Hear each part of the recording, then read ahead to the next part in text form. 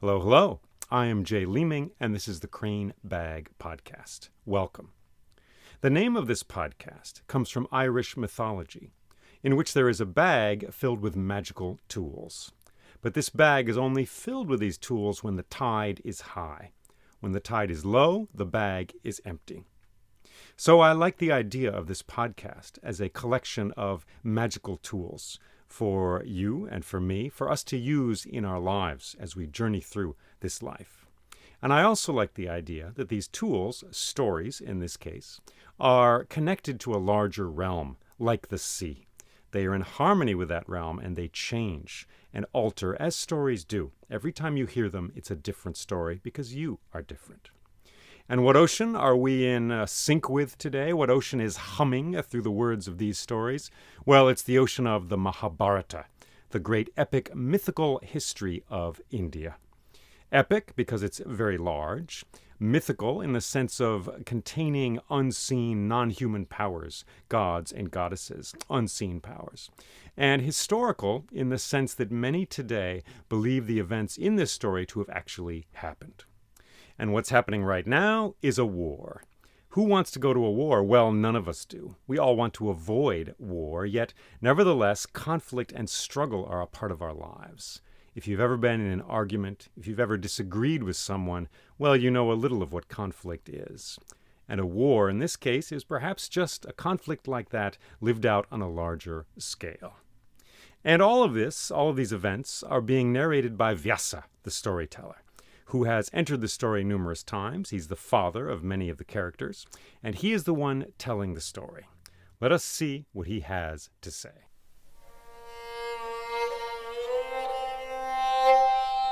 Vyasa, tell me, what do you see?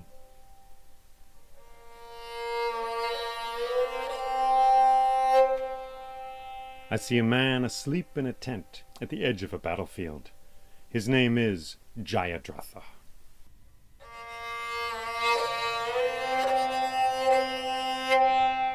A man known for his laugh, though today he will bring sorrow to all of the Pandavas.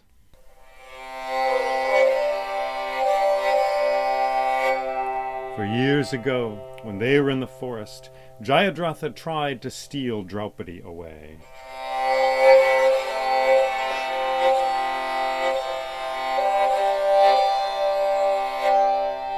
The Pandavas prevented him from doing this.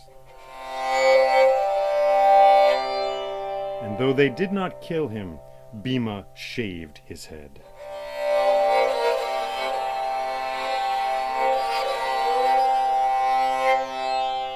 So Jayadratha spent 2 years in the forest, eating nothing, praying to Shiva.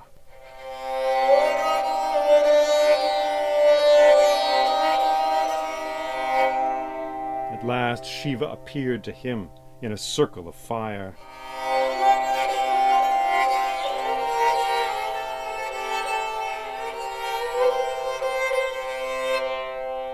What do you desire, my child? Said Shiva.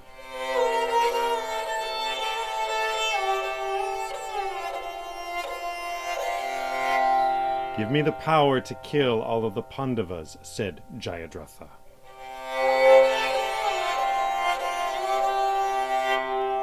My child, that is not possible, said Shiva. But I will allow you to stop all of them in the midst of an attack just once.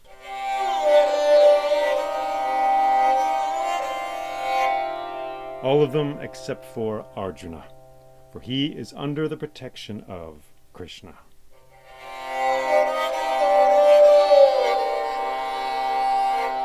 Today, Jayadratha will use this power. He will bring much suffering to the Pandavas and to Arjuna most of all.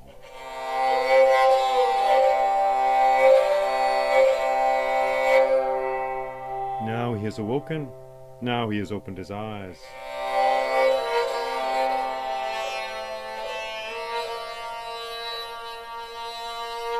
Now he has stepped out of his tent into the light.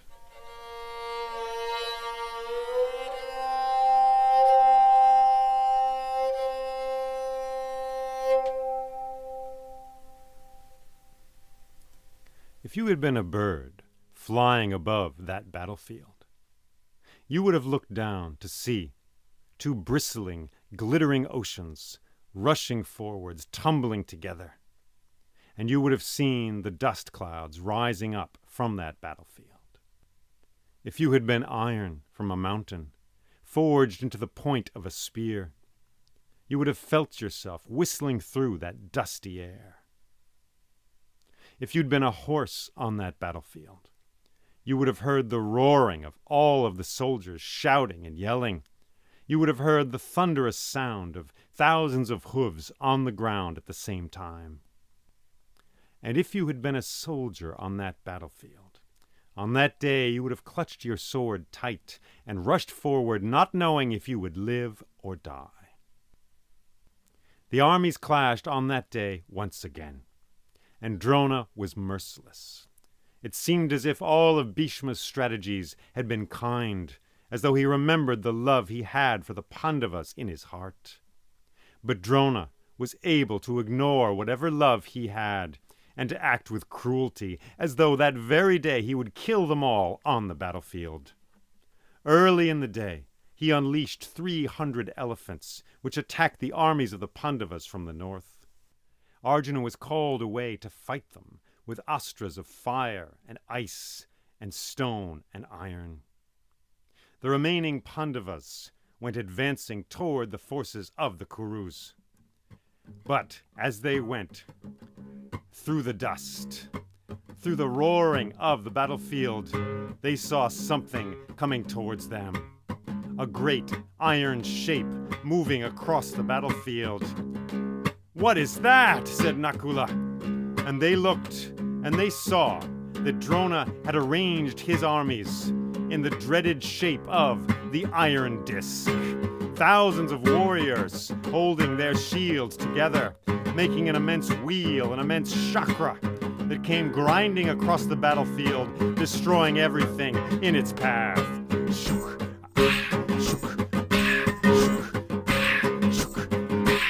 All morning,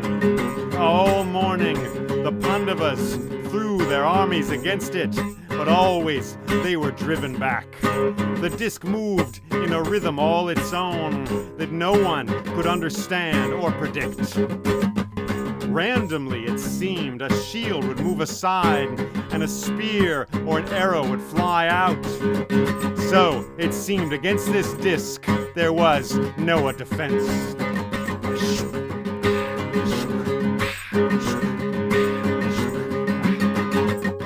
At noon, the Pandavas met in the white tent of Yudhishthira. "We must break open the disc," said Bhima. "Yes," said Yudhishthira, "but how? Only Arjuna knows the secret, and he is away fighting the elephants." And Krishna said, "Arjuna's son knows the secret. Quick, get Arjuna's son, Abhimanyu." So a messenger went, and they found Abhimanyu, and he said, "Yes, I know the secret of the disc. For when I was but a child, when I was a baby in my mother's womb, I heard the song of this disc sung by Arjuna to my mother. I know how to get into this disc, but the thing is, I do not know how to get out." "That does not matter," said Yudhishthira. "We will all come roaring after you, and we will be right there behind you in that disc."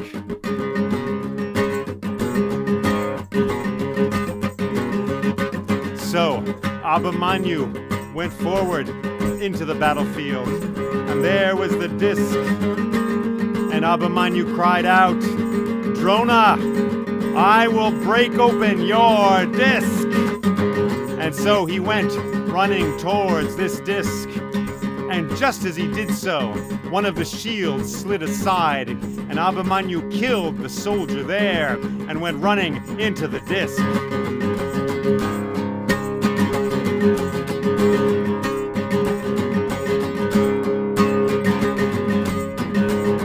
And Yudhishthira and his brothers tried to follow him. They went roaring after him, but Jayadratha stood in the way. He stood in the doorway of the disc. He did nothing but stand there with his arms folded and laugh. But as he did so, a great wall of wind came forward, and all of the Pandavas were driven back, and Abhimanyu was locked inside the disc alone.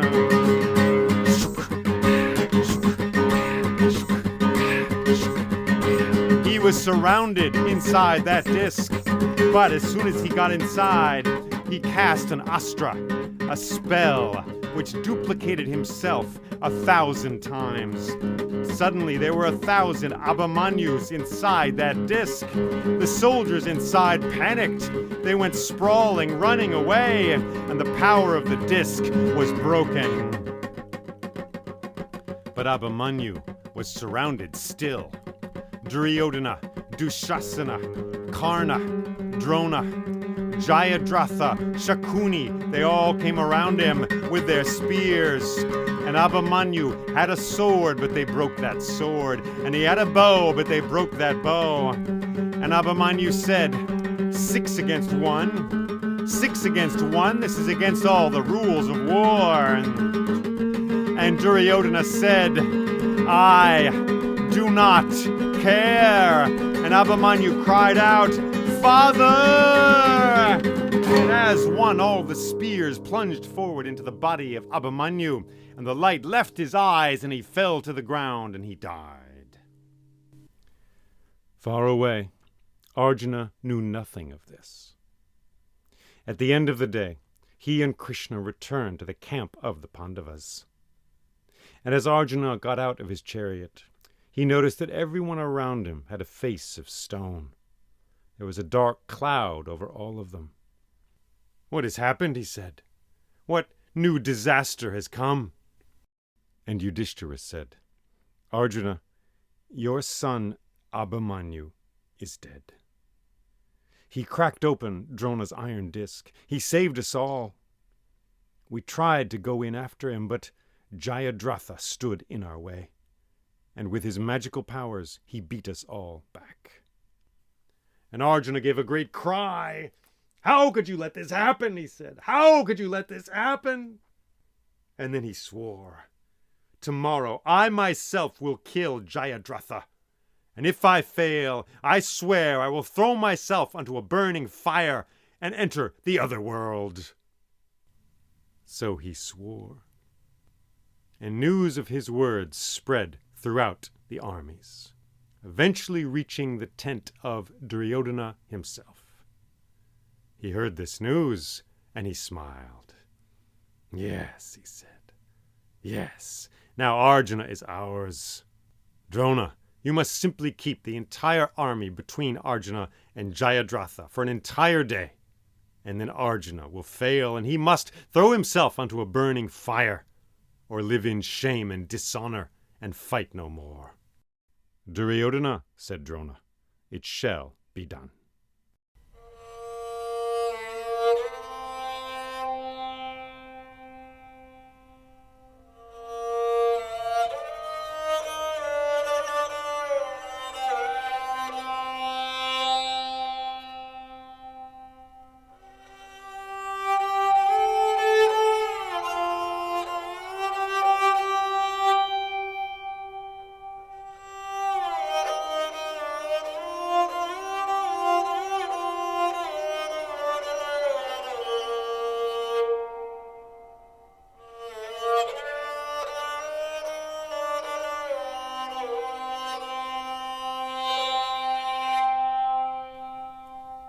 And the next day, fighting was fierce once again.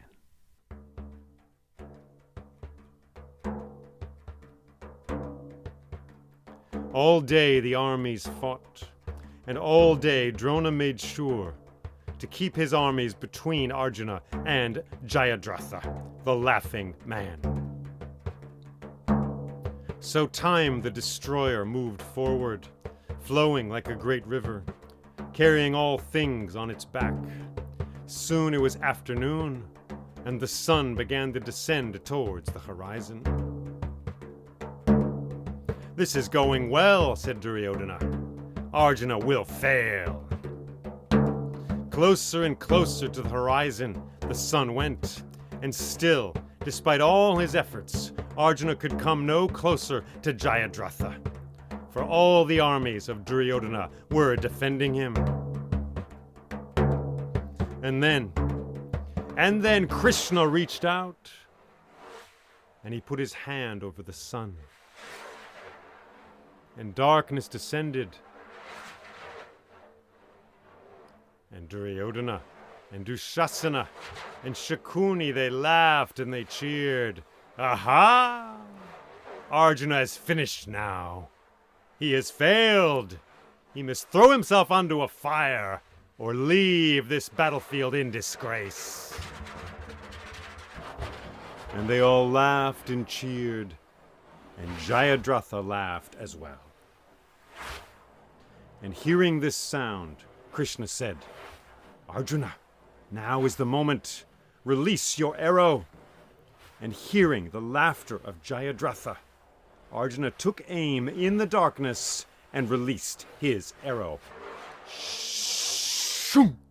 And through the darkness, Arjuna's arrow found the cackling laughter of Jayadratha and struck him in the chest, and he died. And then Krishna took his hand away from the sun. Everyone could see that it was still day. It was late, the sun was near the horizon, but it was day. What? Said Duryodhana. What? Krishna has tricked us. He has tricked us again. And then the sun reached the horizon, and the day's fighting was over. And the soldiers wearily returned to their camps, to their tents, to rest themselves, to eat and drink and tell stories around fires. But when the soldiers in the armies of the Kurus returned to their camps, they found Drona there with torches, and he lit a torch and he handed it to the first soldier in the deepening dusk, and he said, Now, take this torch, take your sword, and strike in darkness. What? The man said. Fight at night? But it's against all the rules of war. These rules no longer hold Krishna, Drona said, and so they shall not hold us either. Take your sword, take this torch, all of you, go and strike the Pandavas by night. So each soldier was given a torch and a sword, and off they went in the darkness, creeping towards the Pandavas. And the soldiers in the armies of the Pandavas were taking it easy, relaxing around fires, giving thanks to the gods that they had lived for another day. They were telling stories about the events of the day as the fires crackled and the sparks and the smoke went up towards the stars. And then Sahadeva noticed something in the battlefield. It looked like a river of light. What is that? He said. They all looked. And Bhima said, Is this a strange Rakshasa from the forest, or a spell cast by Drona himself? No, said Yudhishthira. These are soldiers. They have swords and torches. Drona has chosen to attack by night. So he gave a great cry, and all the soldiers in their armies staggered up from their fires, from their tents. But the thing is that the Kauravas had the element of surprise. And so the Pandavas suffered many losses in the darkness, soldiers crying out, taken by surprise. And Yudhishthira went to Bhima and said, Bhima, if they are going to fight by night, then we need the powers of the night. Please, summon your son, Ghatotkach. Only he can save us now. So Bhima cried out, and up he came from between two boulders, his son Ghatotkach. And he said, Father, what is happening? And Bhima said, We are under attack, my son. The armies of Duryodhana and Drona are pummeling us by night. We need you and your night monstrous powers. And so Ghatotkach said, Father, I will help you. Yes, you and all your friends. And he assumed his monstrous form, stronger in darkness. And he became huge, gigantic, like a mountain walking. And his skin was green and his hair was blue. And he roared, and his roar itself was death, to soldiers fighting against him, and blue lightning crackled down from his hands and from his eyes down into the armies, and the forces of the Kurus were driven back. And now Duryodhana ran to Karna, and he said, Karna, we need your spear. This is a force beyond any of us. It is a monstrous power, a Rakshasa, magical. We are no match for him. Please, use your spear. And Karna said, no, this spear is for Arjuna. He and I will fight, and I will kill him with this spear. But again, Gatotkaч roared, and his roar filled the hearts with despair of everyone who heard it. And he came stomping through the battalions of the Kurus, crushing warriors and horses beneath his feet. And Duryodhana said, Karna, we are done for. Thousands of soldiers are dying. Use your spear. And Karna took hold of that spear reluctantly, sweating. He grasped it tightly. He took aim at Gatotkaч, and he let that spear go. And it hit him right in the chest. Bam! Just like that. And kept on going through his body up towards the stars, higher and higher, till finally it reached the realm of Indra, and it assumed its place in his scorched hands. Meanwhile, on the battlefield, Gatotkač was crawling with lightning all over his body. Fires had started on his shoulders and his hair. His whole body was burning. He gave a great cry, "Gah!" And he stumbled forward, staggered down, and fell with a tremendous crash onto the side of the Kurus. Wham! And the dust went up, and everyone ran in all directions from this huge concussion on the earth. Everyone except for Bhima.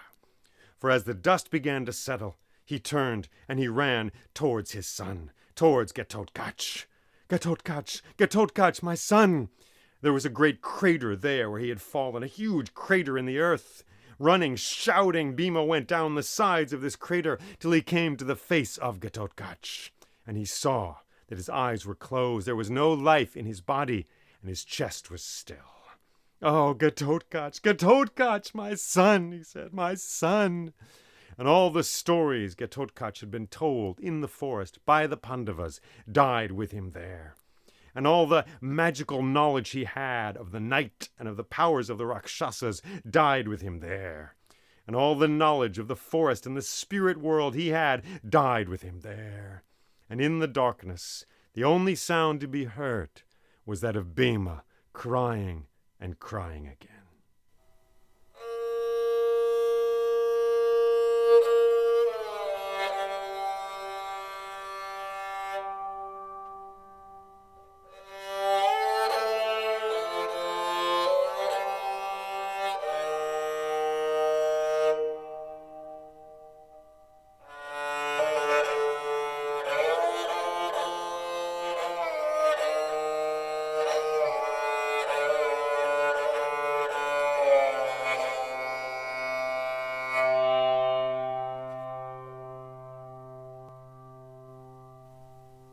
The next day, fighting was fierce. Drona was relentless, and his soldiers inflicted deep losses on the armies of the Pandavas. At noon, all of the Pandavas met in the white tent of Yudhishthira. And Bhima said, Drona is invincible. He must be stopped, but how? It is true, said Krishna. Drona is invincible, so he must be made to lay down his weapons voluntarily. Why would he do that? Said Bhima. Wait, said Yudhishthira. I remember on the first day. I spoke with Drona. He told me that our victory was certain, but that he was invincible. However, he said he would lay down his arms on the day a man of truth brought him news of great sorrow. What news could this be? Said Bhima. And Krishna said, Drona has a son, Ashwataman. Drona was raised as a Brahmin, raised to be a man of wisdom and peace.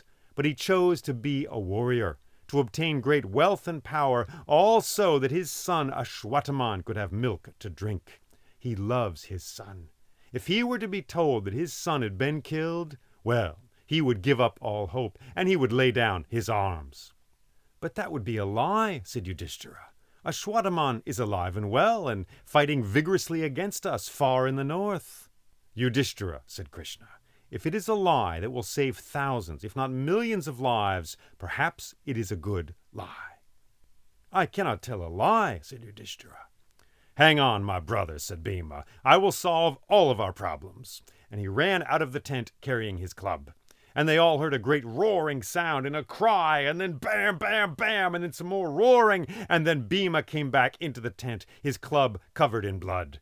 I have killed Ashwataman, he said. What? Said Arjuna. We have an elephant named Ashwataman, and I have killed him, said Bhima. So Ashwataman is dead. What evil are you leading me into? Said Yudhishthira. But Bhima did not answer, but simply ran out of the tent and began shouting, Ashwataman is dead! Ashwataman is dead! And this news spread in ripples through the camp of the Pandavas and eventually reached the camp of the Kurus. Finally, this news reached the ears of Drona himself. In his own chariot, he came racing across the battlefield and right into the camp of the Pandavas. He got out of his chariot and he walked towards the white tent of Yudhishthira. All of the Pandavas came out of the tent to greet him. And Drona said, What is this I hear, that Ashwataman is dead? Arjuna, tell me, is this true? Arjuna looked at him and said, Drona, my teacher, it is true. Ashwataman is dead. Bah, I don't believe you. Bhima, tell me, is Ashwataman dead? And Bhima looked at Drona and said, Drona, my teacher, Ashwataman is dead. I have killed Ashwataman. Bah! I don't believe you either. Where is Yudhishthira? Yudhishthira, you could never tell a lie. Tell me, is my son been killed? Yudhishthira looked at Drona, deep into his eyes. And then Yudhishthira said, Ashwataman. And then he put his hand in front of his mouth, and he said, The elephant. And he took his hand away, and he said, Is dead. And suddenly Drona's face seemed to be a face of stone, and tears began to trickle down his face. He turned from Yudhishthira. He walked back to his chariot slowly, steadily. He sat down beside that chariot, his back straight. He looked out at the world for one last time. He looked at the white tent of Yudhishthira, all of the Pandavas, Krishna there. He looked at the grass on the ground, the clouds in the sky. And then he closed his eyes, and he breathed in, and he breathed out, and he breathed in, and he breathed out, entering a yogic trance.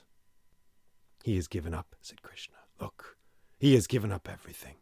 He will not fight. He has put down his arms. Now is the moment. A crowd of soldiers had gathered to watch, and from out of this crowd there stepped a man, Drishtadyumna, the brother of Draupadi. Drishtadyumna, who had been summoned from the fire by his father to get revenge upon Drona so long ago. There was a sharp black knife in his hand. I was born for this, he said. But now, look at him. So strong, so magnificent, an old man. How can I kill him? How can I take his life? And Krishna said, His soul is already gone. He is an empty body now. You will cut off the head of a dead man. Strengthened by these words, Drishtadyumna took a step forward and then another.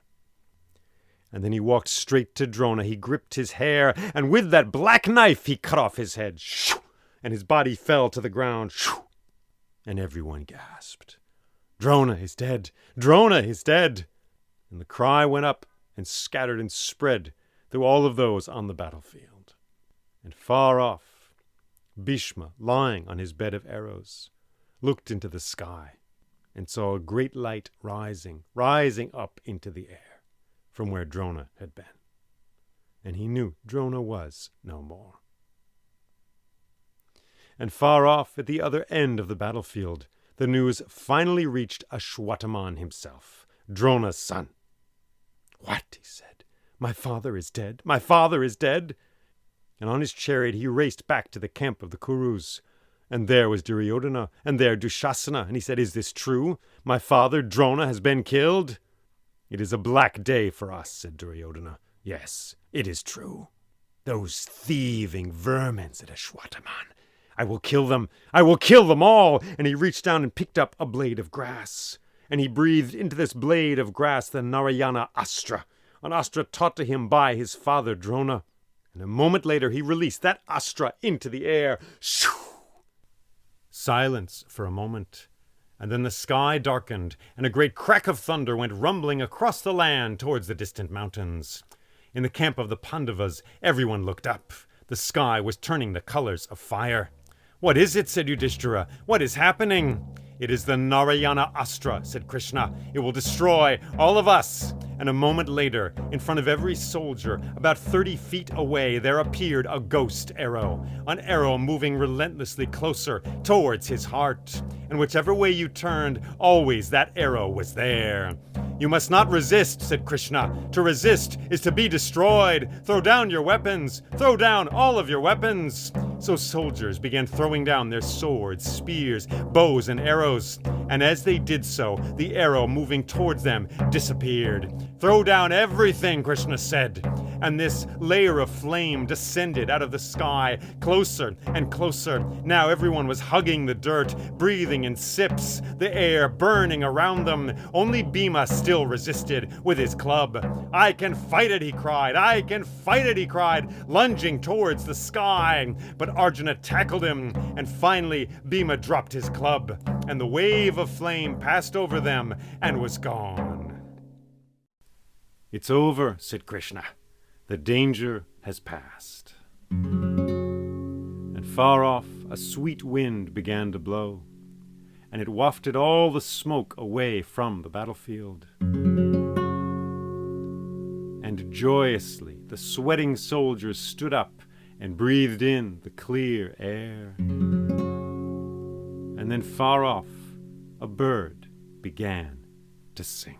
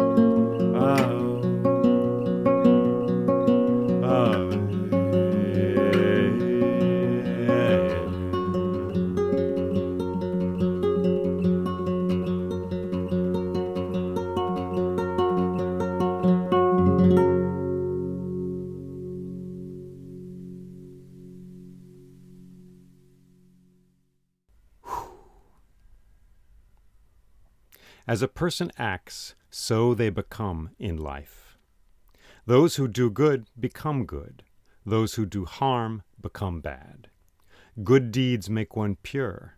Bad deeds make one impure. So we are said to be what our desire is. As our desire is, so is our will. As our will is, so are our acts. As we act, so we become.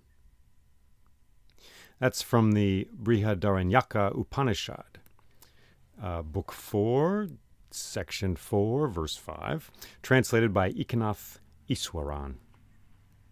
As we act, so we become. This part of the story of the Mahabharata provides us with action, spectacle, death, anger, violence, sorrow, many things. But what distinguishes it for me from other spectacles like this is this feeling, as we act, so we become. Many of the events in this big war that's happening have been coming for a long time. The seeds of these events, if these events are to be likened to flowers, to plants. The seeds were planted a long time ago. Karna and his spear. Karna, who made a vow of generosity, if you remember, after he failed to obtain Pashupata from a Brahmin. Karna, who made a vow of generosity and to fulfill that vow, he was tested by Indra, and he gave up the golden breastplate which would protect him from all attack. He gave that to Indra, and Indra gave him in exchange this spear. And now, instead of saving his own life in this war by killing Arjuna with that spear, he must be generous. He is compelled to be generous yet again by killing Ghatotkach, who is murdering many warriors, with that spear, thereby giving up the last tool, the last hope he has, perhaps, to beat Arjuna single-handed. Karna and his spear.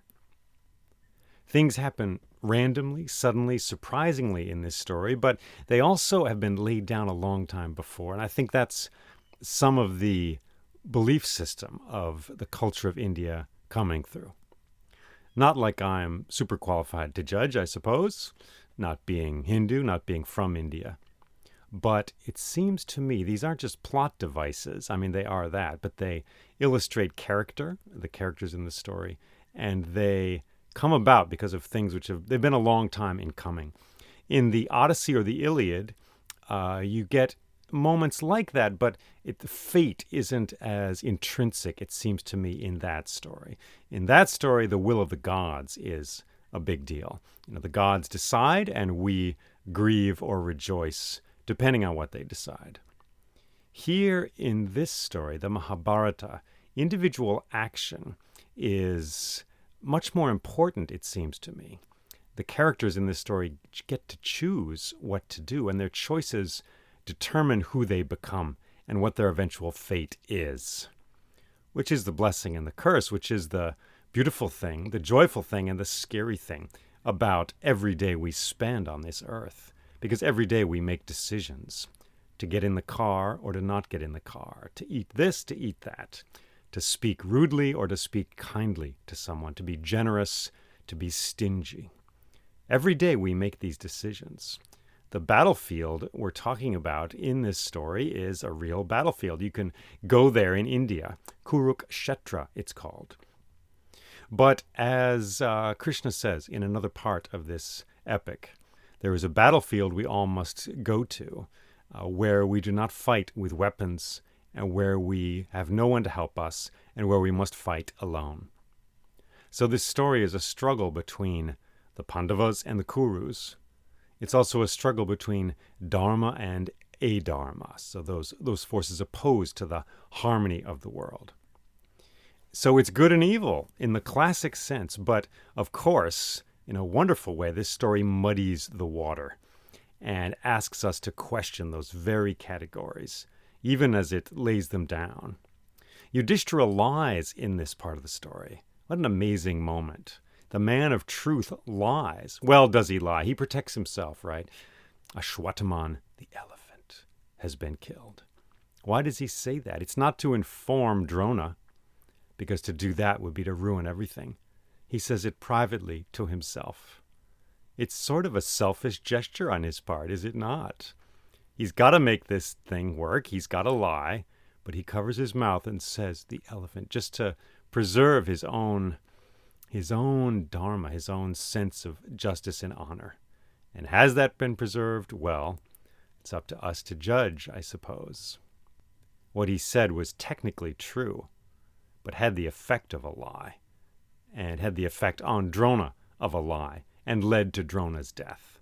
So Yudhishthira killed his teacher, you could say, though he was not the one with the knife in his hand. And Yudhishthira, of course, is a leader. He's prime minister, he's president, he's king, he's queen, he's empress, he is emperor, he is leader of the free world, whatever you want to say. And this is the choice he's called upon to make. And our leaders, much as we like to say they're good or evil or whatever, they probably have to make choices like this all the time. We have to make choices like this all the time. And of course, Krishna puts his hand over the sun. He's just cheating left and right, it seems. And is it in service of a greater good that only he can see? Well, possibly so. But from Duryodhana's point of view, he got ripped off. He was tricked. It's a low-down, dirty trick. And so we're going to fight at night. So that's the question this story asks us. Are we going to live with the philosophy of, well, by any means necessary? Are we going to live by the belief that the end justifies the means, whatever the means are? Or are we going to look at things in a different way and to judge ourselves in a different way? That's what this story asks us. Even as its heroes, quote unquote, resort to tricks and lying to win the war, which is a just war, we might say, as so many wars are called just wars.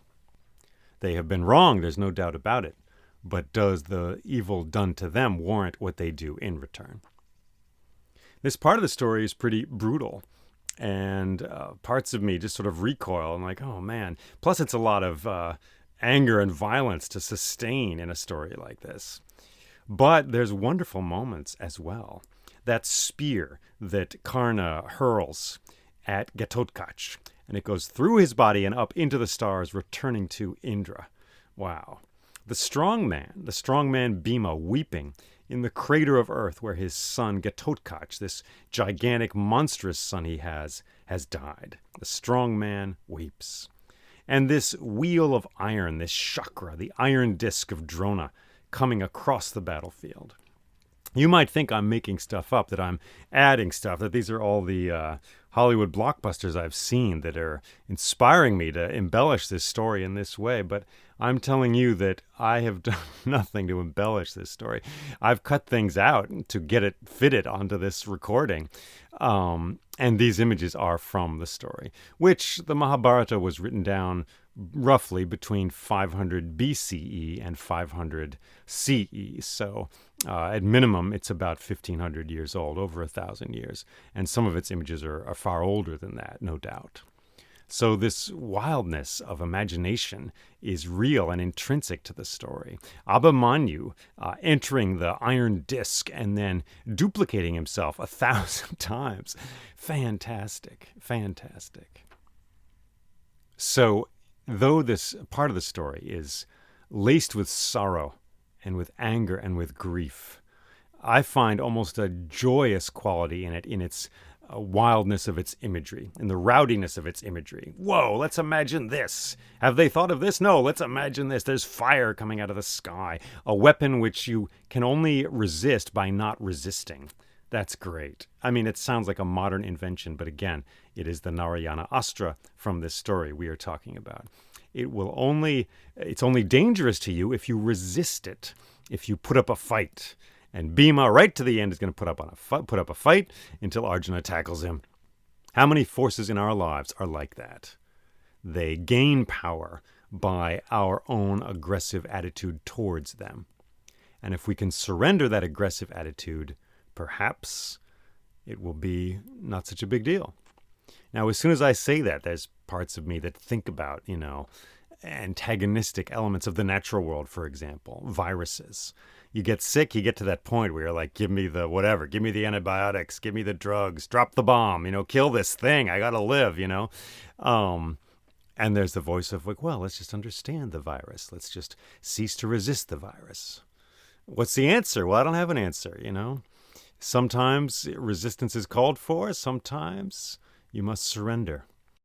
But even as I'm saying these words, I'm remembering, again, being in Bali, that island of Indonesia, which is intensely Hindu.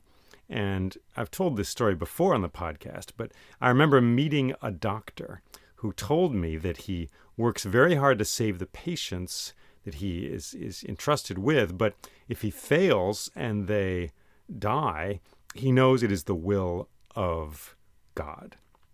Brahma, Vishnu, Shiva. He works hard to save them, but he knows if he fails, it is the will of God. So in that act, in his attitude towards that action, there is a kind of resistance and surrender at one and the same time. He resists in the sense that he resists the death, which is attempting to take his patient away, whatever it is, cancer, whatever. He's resisting that force. But at the same time, by taking those actions, he is surrendering to the larger power, knowing that God works through him, that Brahma, Vishnu, Shiva, they work through him. The gods work through him. So in that sense, to surrender and to resist can be one and the same. To surrender deeply to something is to accept that it is there, to accept that the snake is there, the poisonous snake, and to get out of the way.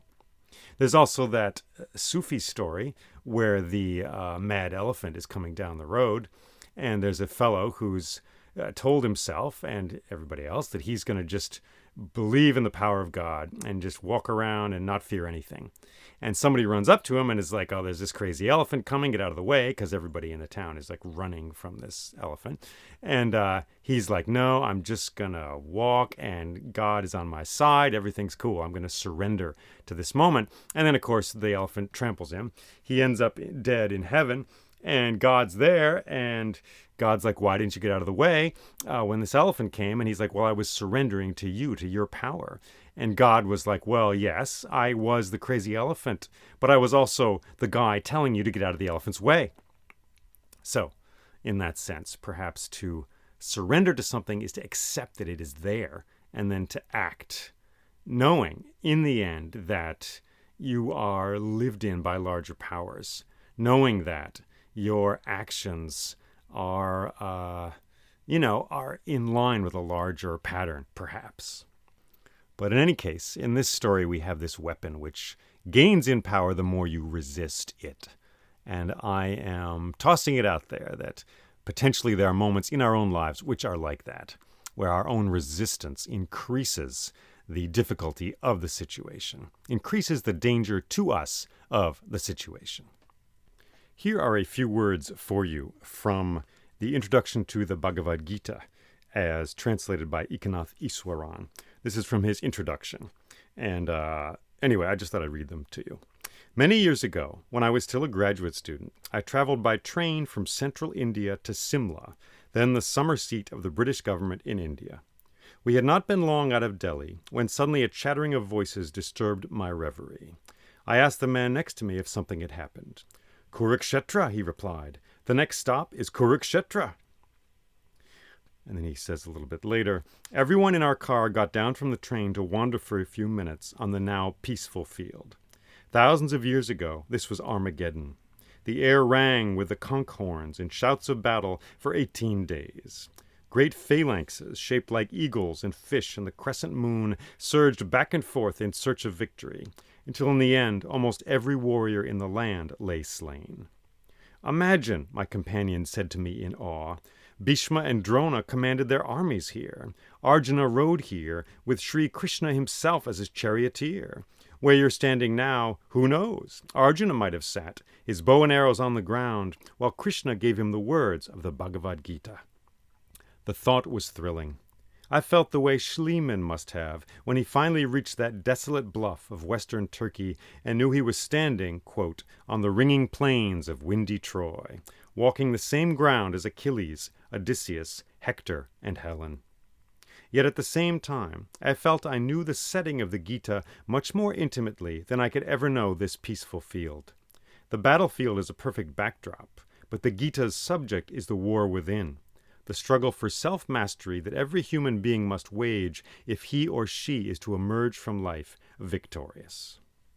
So is the battle within us or without us? And is there a difference? Because what is within is without, and what is without is within.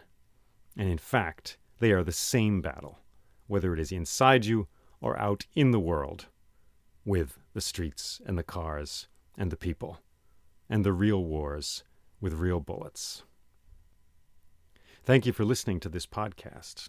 This story is not finished, although we are rounding the bend and the end is in sight. And it is a wonderful, glorious end. So I encourage you to stay with it to the end here. And if you're able to support this podcast, please do so. That's how the horses of language who gallop and ride through the rowdy images of these stories are fed. You can do that through my Patreon site, patreon.com/storyjl. And if you're looking for more stories, there are more stories on my website, jayleeming.com, jayleeming.com. And there are more stories in the trees and the stones, and the clouds in the air, and in the howls of the coyotes, if we only have the ears to listen to them. Thank you for joining me, and take care.